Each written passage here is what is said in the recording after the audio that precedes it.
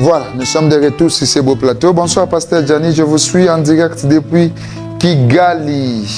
Daniel Kitoko Watangabo. Bonne fête de l'indépendance à tous les Congolais. Depuis Kigali. Kigali, c'est à Rwanda? Rwanda. Au Rwanda. Ah, dans les Rwandais, nous sommes aussi là-bas. Ah, je vous salue, les amis rwandais. Hein? Ouais. Les amis rwandais, je vous salue. Nos frères, nos voisins. Nos voisins, nous vous saluons depuis Rwanda. Bonne fête à nous, hein? C'est à nous de fêter l'indépendance. Voilà. Voilà. Merci beaucoup pour des gens qui nous écrivent de partout. De partout. Beaucoup de messages. Hein? Nous vous aimons. Merci beaucoup pour ces marques de confiance.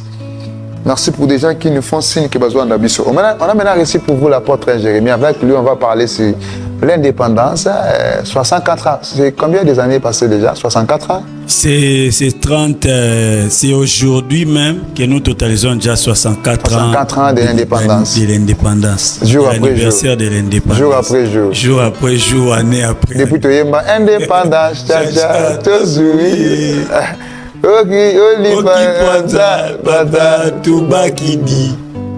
Voilà, grâce à cette émission, vous aurez un peu l'historique parce qu'on a un homme très intelligent devant nous ici. Merci. Après, c'est moi historique Nango. Après, maintenant, on va entrer dans la vie via CG. Pour la thématique, moi, c'est important, on rappelle la thématique. Ah oui. Pour des gens qui nous suivent. La place du spectacle dans l'adoration. Dans l'adoration, c'est ce qu'on va parler. La place du spectacle dans l'adoration. Voilà. Maintenant, je vous salue, les bienvenus. Vous êtes pris à présenter. Souvent. Les gens aussi vous aiment beaucoup. Merci. Mais pour des gens, Liboso, comme Nayo, c'est que vous êtes. Apôtre na hébreu Shalia Jerry, ou abengi Thomas na lingala, ou abengi apôtre na français, apostle na anglais, ou abengi Shalia na hébreu, c'est le même titre, la vocation et consort. Kombo ezali basolete wolima jeris mososolisi eye pe na kati wana. Voilà, c'est le nom kaka. Mososolisi ezali pe mission par rapport à moni Jésus, ba bengi Jésus de Nazareth. OK.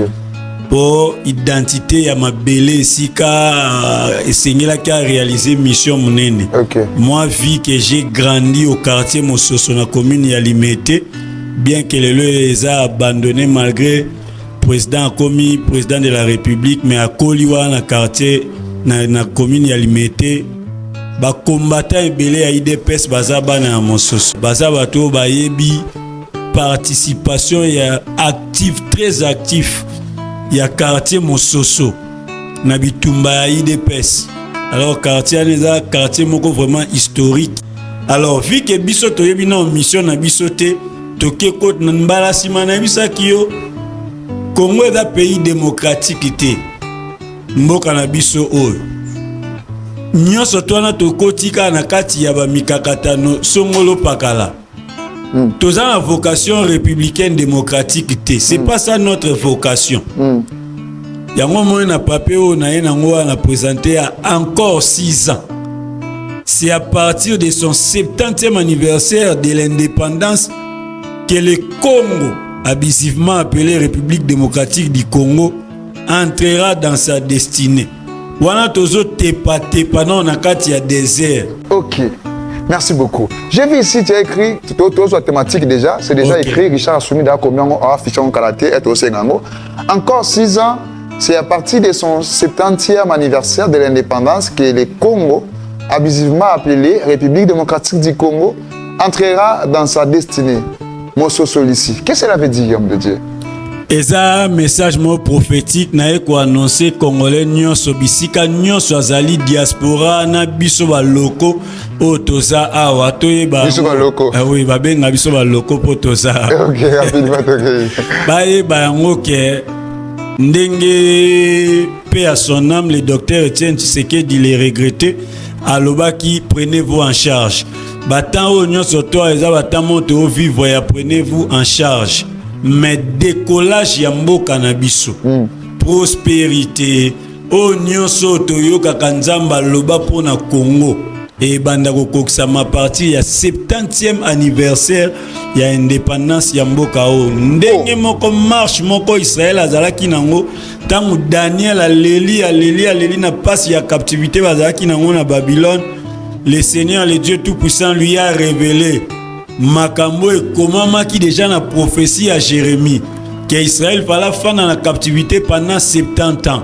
Yangwana, ce n'est pas la peine aux opposants battre les mabassa la marche, ce n'est pas la peine au pouvoir en place battre les mababaluka à gauche à droite, mais c'est un moment pour nous, ces 6 ans qui nous restent ici. Tofanda to lukelongi anzambe malamu to banda ko poser ba fondement comme il se doit pour que nous ne puissions pas regretter en fait, en ces temps. Mamolobaka, c'est un monsieur comme Aramu Poussenayo. Parce qu'il y a un mambébé, net, monsieur, parce que ce sont des bélins, c'est batté, ils sont à son absolument dans la régie. Alors, comment est l'évolution à partir du 70e anniversaire indépendance? Nous sommes encore dans 64e anniversaire. Ça nous reste 6 ans.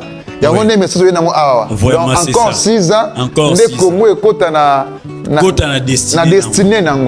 Qui vous a révélé ça? Le Seigneur Jésus-Christ, depuis Lubumbashi 2009. Il vous a dit ça? Jésus. C'est après le président Fachi, parce que le président Fachi nous quitte après 5 ans ici. L'émission de Salena yo awa. On a une question après le président Fachi, parce que le président Fachi dans le dernier mandat. Après le président Fachi,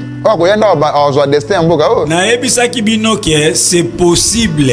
Président Félix Tshisekedi a ben dans sous temps. Il volonté n'a été volonté pour la constitution t. Mais c'est que moi j'ai vu. Il va là maintenant à violer la constitution, on me dit quand même. Le président Facha n'a pas idée on a été. Bien que ce n'est ni lui ni les gens qui sont avec lui. C'est que moi j'ai vu dans la révélation. C'est Dieu qui vous a dit ça. J'ai continué à prier jusqu'aujourd'hui. Nous avons remplacé Félix. Ah bon? Jusqu'aujourd'hui, sincèrement. Dans le but que je suis le prophète absolu qui est en dehors de moi, je la révélation. Mais dans le temps, oh yanga. Aux deuxième mutu na yambia le makambo na plateau na ngai. Ndenge ngana tambola na Yesu banda bando pesa ngaba message ya nation. Pena leki nango 2 fois 3 fois na mission et pas na bino oza pe na ba preuve. Mais mbala mingi soki ezaki sextape na ngande linga panza na makasi. Yango ape na ngena lela mokonzi ya mboka. Na so ebate. Mwana o kutu eza likunya te. Mais petit wana na diembelité bakenda ko lokota na village ti akota na présidence. Biso to pesa ba message exact à président za ku opposant. Ba message exact to yena ngoti awa tolobaki awa bat ba Faulu mutakozwa Bemba mutakozwa Moïse mutakozwa je vous ai dit si nzamba ebisenga batu wana ba Vital Kamerhe ba otikala ko koma ba konza mboka e ningi saki batu. Mais aujourd'hui nous sommes là. Pour pas que mon son va l'excellent peut président mon amona te aboa ki langa patali sous rien. Ce monde. M'appelle écoute rangé bela. Laissez Dieu de l'Éternel qui parcourt toute la terre. Je veille sur ma parole pour l'accomplir.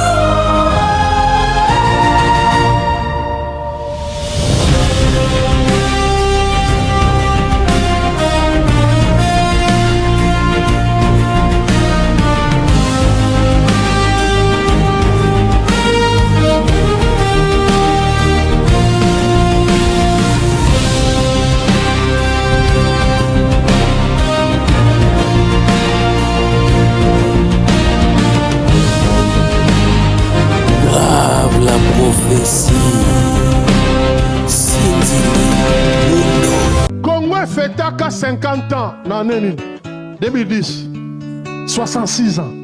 Nous sommes venus il y a 4 ans pour te conquister 70 ans. Wow.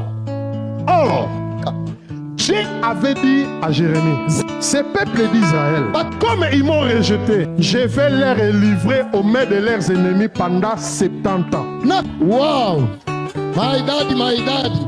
Après 70 ans, bano yanga bako bima bako zonga na moka na ba. Mais le roi Darius, quand le roi Darius est arrivé, a commis na ba dernière année au Nzambe a katelaki Israël pour bima. Sikoyo a koti na ba ne yango ya suka main.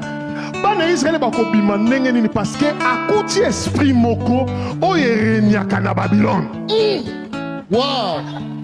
Voilà pourquoi je vous avais dit la fois passée. Le président Félix, c'est bien, et entre les deux esprits. La pied gauche, l'esprit là qui a assujetti Zaïre, le Congo 18 ans, est en train de l'attirer. Et l'autre pied, l'esprit du Dieu vivant, qui réclame. Bamboula oyo na katelaki esclavagisme ya bana Congo si là, ezako koka, il faut Babima Hama Gloria. Voilà pourquoi il est entre les deux esprits là. Molimo ya ba bouddhisme. Et l'inge salisi ba makambloka ba bouddhisme. Molimo ya 18 ans. Et l'ingo salisi ba makamleche ba 18 ans. Mais ça la molimo moko. O ezo benda e.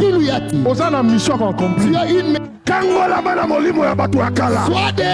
Voilà maintenant là où le président Félix a besoin pas de deux prophètes, un prophète. Mais prophète d'abord. Oh ben joyeux, lokola Daniel, bake kotike en face esprit wana. Esprit wana melaka makila ya bato. Et puis esprit wana liaka bansoto ya bato. L'esprit. C'est le temps où le prophète doit se lever face à l'esprit qui a englouti Congo 32 ans, 18 ans. Il doit faire face à la Congo. Soki toza ki bana étape ya mokio to kotina yango. Ça veut dire Congo est kotina kunda. Amen, papa. Amen, papa. N'habitez ce qui congolais, moi, quoi, ça lui prêt pour ma cambole. Partout, tu es dans le Congo.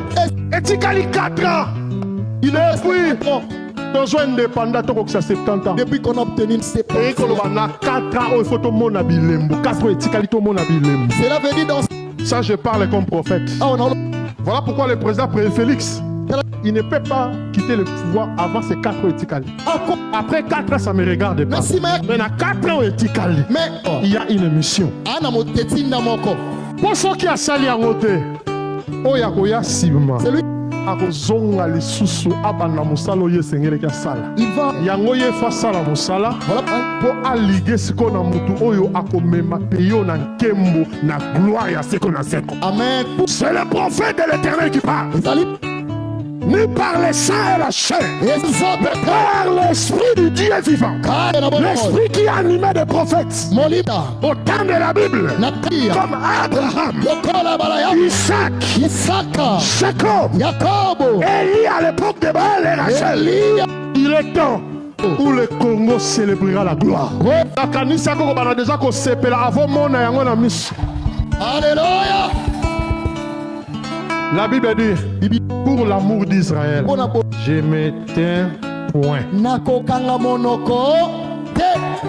Pour l'amour du Congo, Amen.